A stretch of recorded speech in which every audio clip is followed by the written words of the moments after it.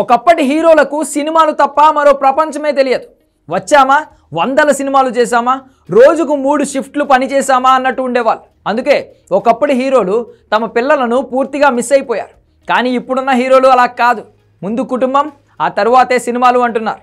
మరి ముఖ్యంగా ఎన్టీఆర్, మహేష్ బాబు లాంటి హీరోలు అయితే కుటుంబానికి చాలా ఇంపార్టెన్స్ ఇస్తారు.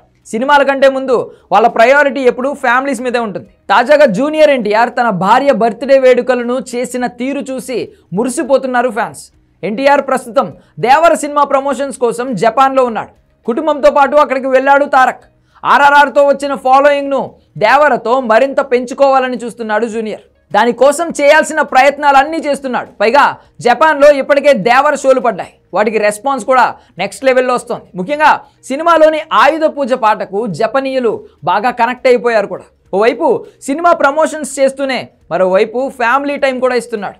మార్చి 26న భార్య లక్ష్మీ ప్రణతి బర్త్డేను అక్కడే ఘనంగా సెలబ్రేట్ చేశాడు. సోషల్ మీడియాలో భార్యతో ఉన్న ఫోటో పోస్ట్ చేసి అమ్ములు హ్యాపీ బర్త్డే అంటూ పోస్ట్ చేశాడు. ప్రణతి పుట్టినరోజును జపాన్లో అభిమానుల సమక్షంలో సెలబ్రేట్ చేశాడు తారక్. ఈ ఫోటోలు, వీడియోలు సోషల్ మీడియాలో వైరల్ అవుతున్నాయి. తారక్ అలా పోస్ట్ చేసిన కొన్ని నిమిషాల్లోనే లక్ష్మీ ప్రణతికి కొన్ని లక్షల మంది లైక్ చేయడంతో పాటు వేలల్లో బర్త్డే విషెస్ చెప్తున్నారు. భార్య లక్ష్మీ ప్రణతిని అమ్మలు అంటూ ప్రేమగా పిలుస్తూ ఉంటాడు ఎన్టీఆర్. ఇప్పుడు సోషల్ మీడియాలోనే అదే పోస్ట్ చేశాడు. పైగా భార్యను ప్రేమగా దగ్గరికి తీసుకుంటూ ఎన్టీఆర్ ఇచ్చిన పోస్ట్ చూస్తుంటే అభిమానులకే కాదు అందరికీ ముచ్చటేస్తోంది.